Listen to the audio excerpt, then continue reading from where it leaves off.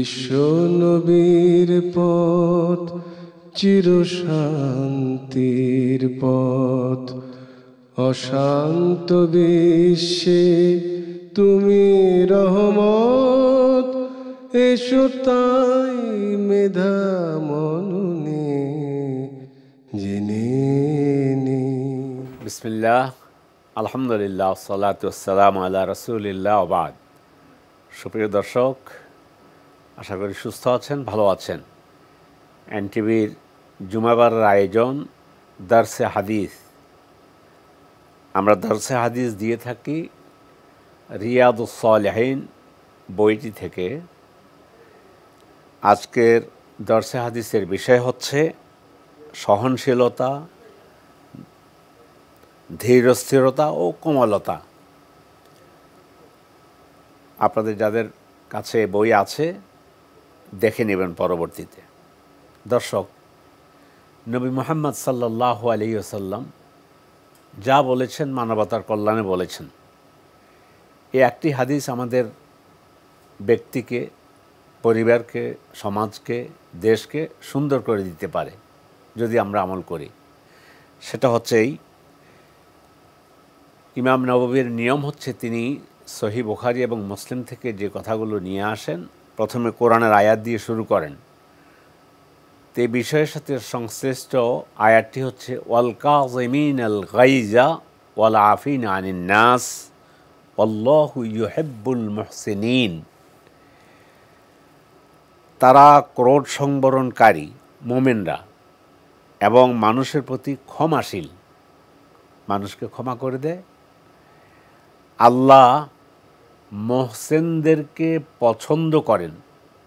অনুবাদে লেখা আছে সৎকর্মশীলদেরকে পছন্দ করেন, কিন্তু মুহসিন এবং সৎকর্মশীল দুটোর মধ্যে একটু পার্থক্য আছে। মুহসিন যেহেতু আরবি শব্দ, মুহসান হলো যা প্রাপ্য তা দিয়ে আরও অধিক দেয়া, এটাকে বলা হয় ইহসান।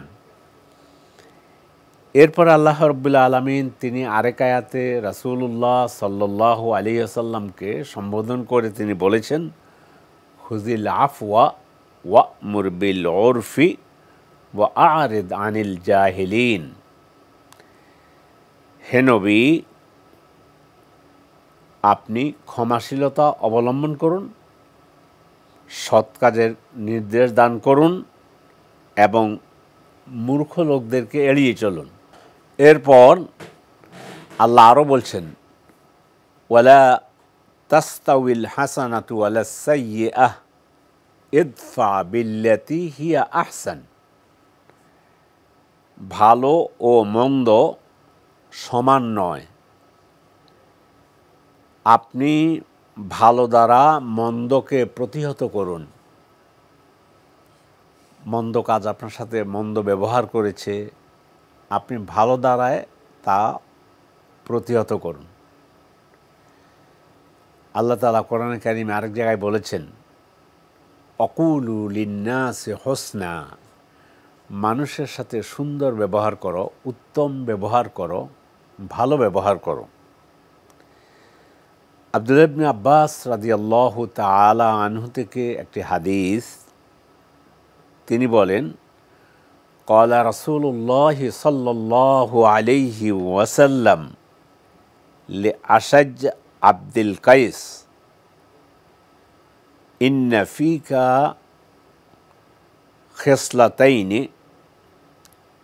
ফিকা খাসলাতাইন ইউহিব্বুহুমাল্লাহু আল হিলমু ওয়াল আনাতু।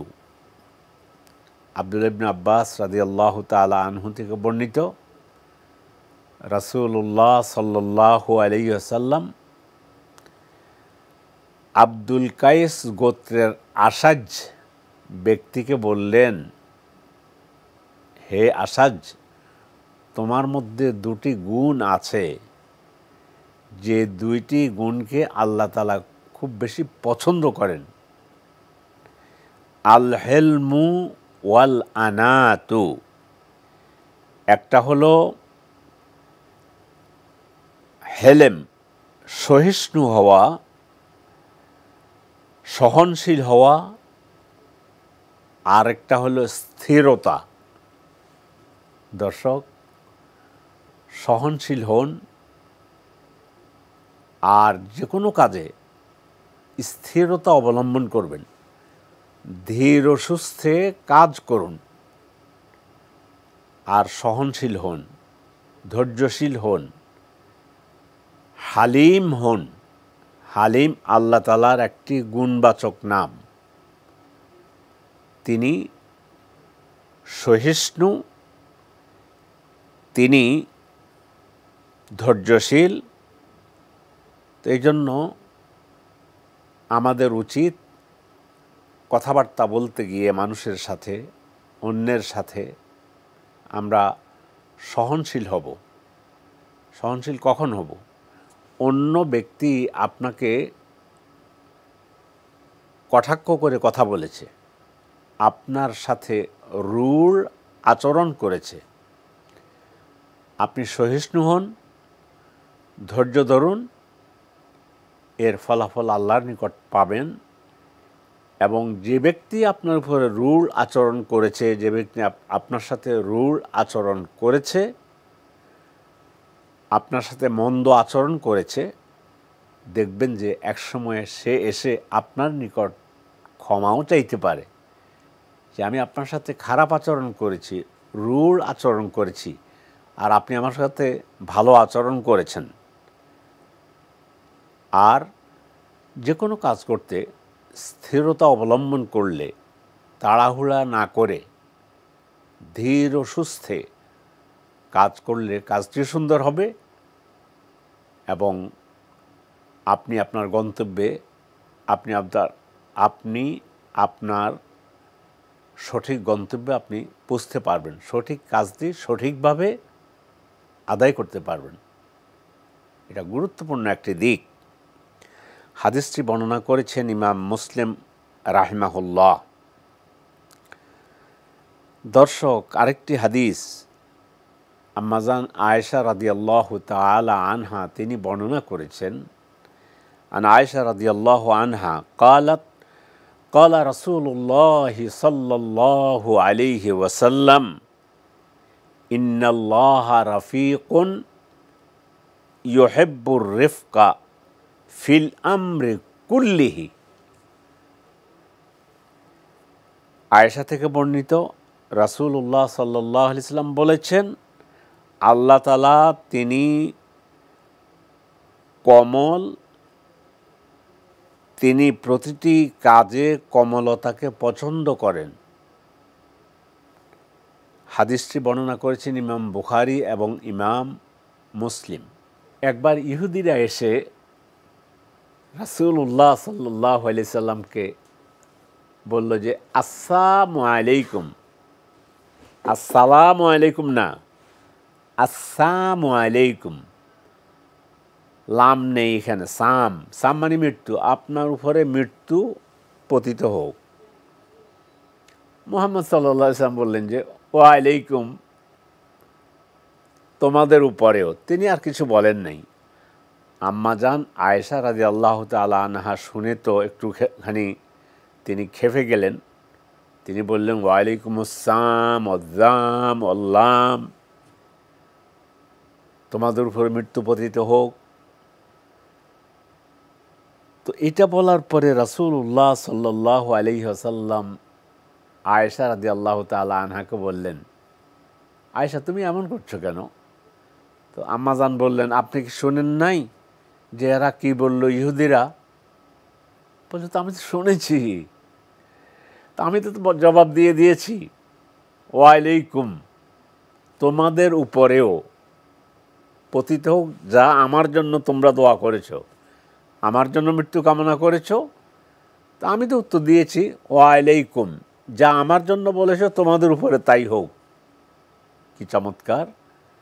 তারপরে তিনি আম্মাজান আয়েশা রাদিয়াল্লাহু তাআলা আনহাকে বললেন, ইয়া আয়েশা ইন্নাল্লাহা ইউতি আলার রিফকি মা লা ইউতি আলাল উনফি।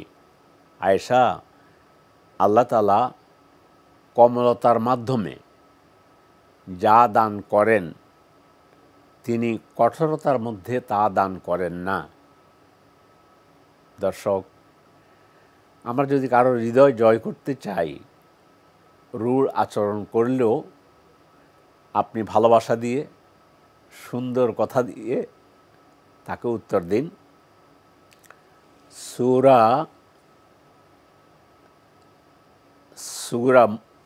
একটা সূরাতে কোরআনে কারীমে আল্লাহ তাআলা তিনি এক জায়গায় বলতেছেন, ওয়াইজা খাতাবাহুমুল জাহিলুনা ক্বালু সালামা।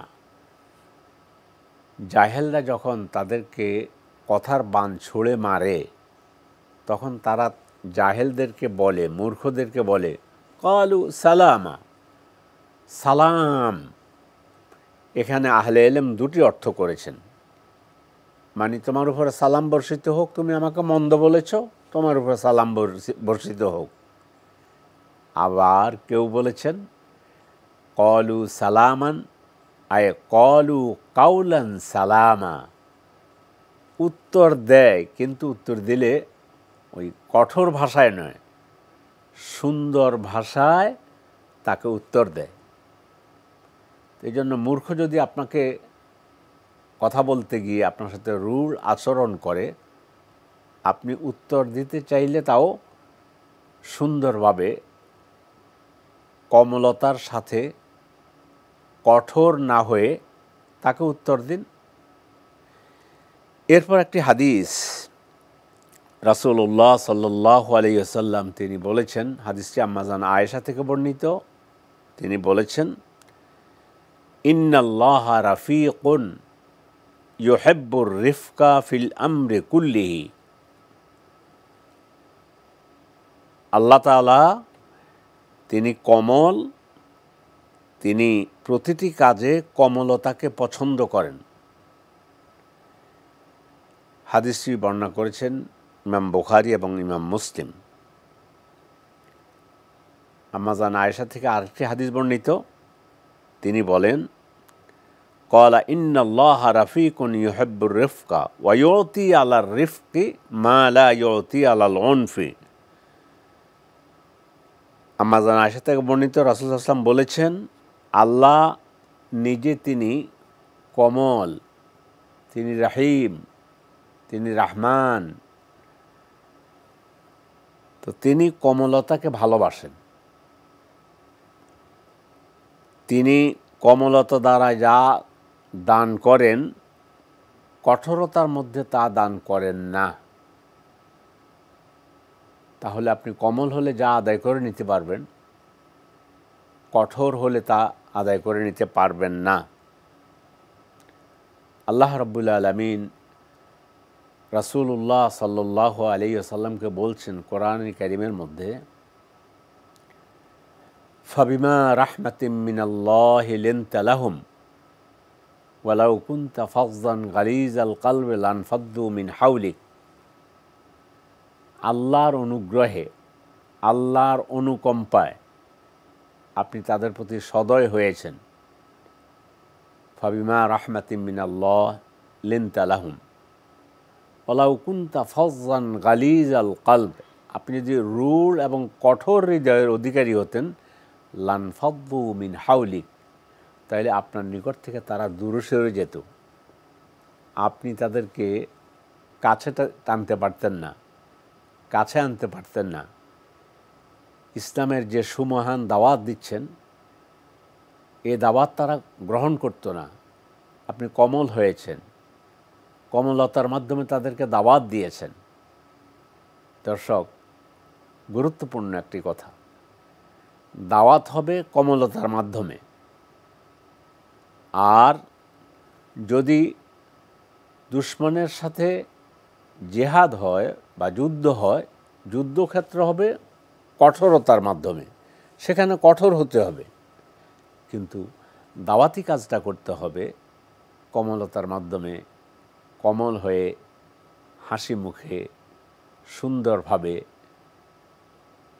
মানুষকে আল্লাহর পথে আহ্বান করব। তা আম্মাজান আয়েশা থেকে আরেকটি হাদিস বর্ণিত, প্রায় কাছাকাছি অর্থে, তিনি বলেন, রাসূলুল্লাহ সাল্লাল্লাহু আলাইহি ওয়াসাল্লাম বলছেন, ইন্নার রিফকা লা ইয়াকুনু ফি শাই ইল্লা জানাহু ওয়া লা ইউনজাউ মিন শাইইন ইল্লা শানাহু। হাদিসের অর্থ হচ্ছে, আল্লাহ রাসূল বলেছেন, যে জিনিসে কমলতা থাকে, যে কাজে কমলতা থাকে,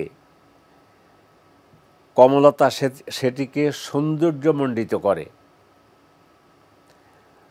আর যদি ওই কাজ থেকে, ওই কর্ম থেকে, ওই কথা থেকে কমলতা উঠিয়ে নেওয়া হয়, সরিয়ে নেওয়া হয়,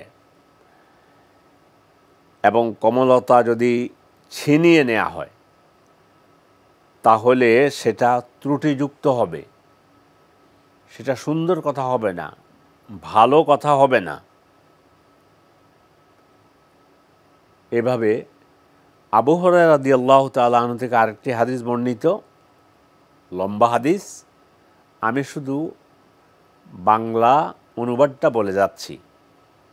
একজন বেদুইন রাসূলের মসজিদ, মসজিদুন নববী, রাসূলের মসজিদে এসে মসজিদের মধ্যে পেশাব করে দিয়েছে। বেদুইন মানে গ্রামীণ লোক, অত জ্ঞান ট্যান নেই। মসজিদে এসেছেন, মসজিদে এসে মসজিদের মধ্যে পেশাব করে দিয়েছে। সাহাবাই কেরাম সবাই হুড়মুড় করে তার উপরে মানে তাকে আক্রমণ করবে, ভাবটা এমন হয়েছে। রাসূলুল্লাহ সাল্লাল্লাহু আলাইহি ওয়াসাল্লাম তিনি বললেন যে, এই তোমরা এক বালতি পানি নিয়ে এসো, এনে ওই প্রস্রাবের উপরে ঢেলে দাও। তারপর জানুবা মিম্মাইন ফাইন্নামা বুইসতুম মুয়াসসিরিন ওয়ালাম তুবআসু মুআসসিরিন। এমন করতেছো কেন? তোমরা প্রেরিত হয়েছ, তোমাদেরকে আল্লাহ পাঠিয়েছেন, তোমাদেরকে আল্লাহ নিযুক্ত করেছেন কি হিসাবে? তোমরা সহজ নীতি অবলম্বনকারী হিসাবে আল্লাহ তোমাদেরকে পাঠিয়েছেন।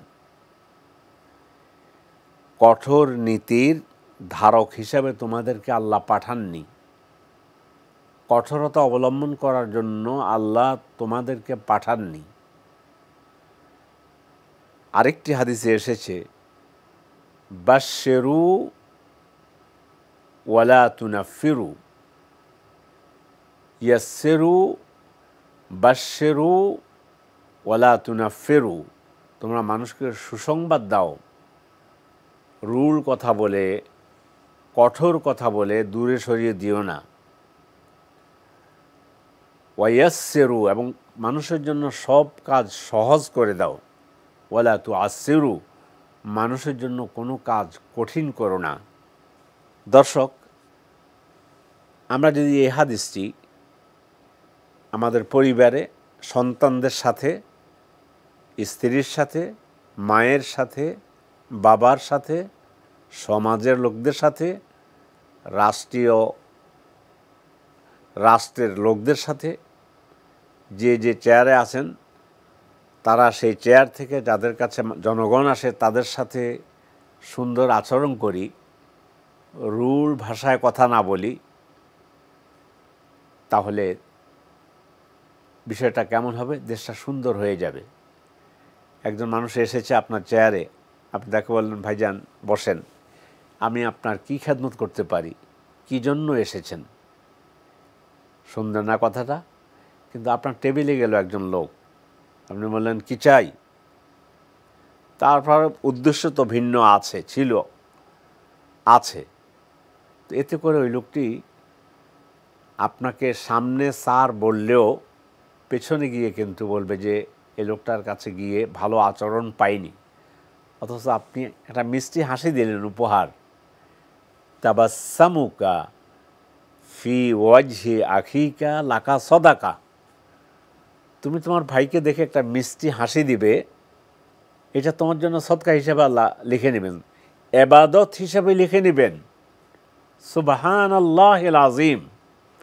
একটি হাসি আপনি আপনার মুখের একটি হাসি দিয়ে একটা সমাজকে জয় করতে পারেন, আপনার স্ত্রীর মনটা জয় করতে পারেন, স্ত্রীর স্বামীর মনটা জয় করতে পারে।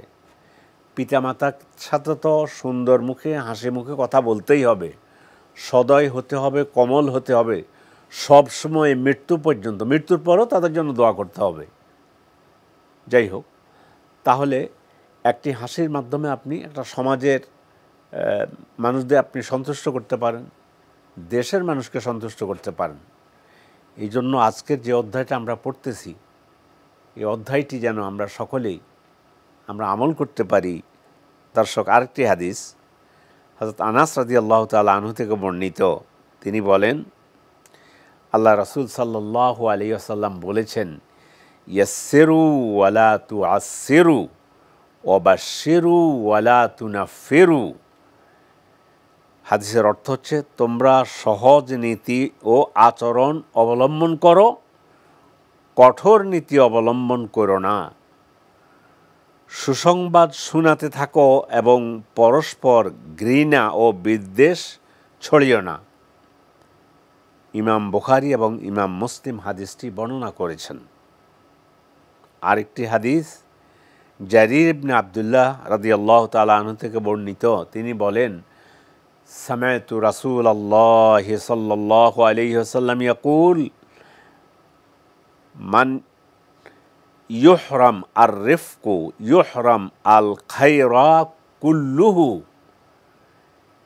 যার মধ্যে কমলতা নেই, যার হৃদয়ে কমলতা নেই, যে কমলতা যাকে দেয়া হয়নি, তাহলে সে সকল কিছু থেকে মাহরুম হয়ে গেল। টাকা থাকতে পারে, পয়সা থাকতে পারে, কিন্তু রূঢ় আচরণ দিয়ে আমি সমাজের মানুষের নিকট ভালো মানুষ হিসেবে পরিচিত হতে পারবো না। আমি ভালো মানুষ হিসেবে পরিচিত হতে পারবো না। হাদিসটি বর্ণনা করেছেন ইমাম মুসলিম। দর্শক, আরেকটি হাদিস বলেই আপনাদের নিকট থেকে বিদায় নিব। সেটা হচ্ছে, আল্লাহ রাসূল সাল্লাল্লাহু আলাইহি ওয়াসাল্লাম বলেছেন, আওসানি, আবু হুরায়রা রাদিয়াল্লাহু তাআলা আনহু বলেন, রাসূলুল্লাহ সাল্লাল্লাহু আলাইহি ওয়াসাল্লাম আমাকে ওসিয়ত করেছেন। কি ওসিয়ত? লা তাগদাব। ফারাদ্দাদা মিরারান। কয়েকবার কথাটা বললেন, রাগ করো না, রাগ করো না, রাগ করো না। রাগের ফলাফল ভালো হয় না। রেগে গেলেন তো হেরে গেলেন, এটা আমাদের মানুষের কথা। কিন্তু মুহাম্মদ সাল্লাল্লাহু আলাইহি ওয়াসাল্লাম 1400 বছর আগে, মুহাম্মদ সাল্লাল্লাহু আলাইহি ওয়াসাল্লাম 1450 বছর আগে কথাটা বলে গেছেন, রাগ করো না, রাগ করো না, রাগ করো না। দর্শক, আসুন সমাজটা গড়ার জন্য, দেশটা গড়ার জন্য, পরিবারটা গড়ার জন্য আমরা সহনশীল হই, রূঢ় আচরণ না করি, মানুষের সাথে ভালো আচরণ করব। আপনার সন্তানের সাথে ভালো আচরণ করেন, আপনার মায়ের সাথে ভালো আচরণ করেন, আপনার স্ত্রীর সাথে ভালো আচরণ করেন, আপনার পরিবারেই আপনি এর সুফল পাবেন। সমাজের মানুষের সাথে ভালো আচরণ করুন, সুফল পাবেন। দর্শক, আজ এ পর্যন্তই। আমাদের পরবর্তী অনুষ্ঠান দেখার আমন্ত্রণ জানিয়ে আজকের মতো আপনাদের নিকট থেকে এখানে বিদায় নিচ্ছি। আসসালামু আলাইকুম ওয়া রাহমাতুল্লাহি ওয়া বারাকাতুহু। পথ চিরশান্তির পথ, অশান্ত বিশ্বে তুমি রহমত। এসো তাই মেধা মননে জেনে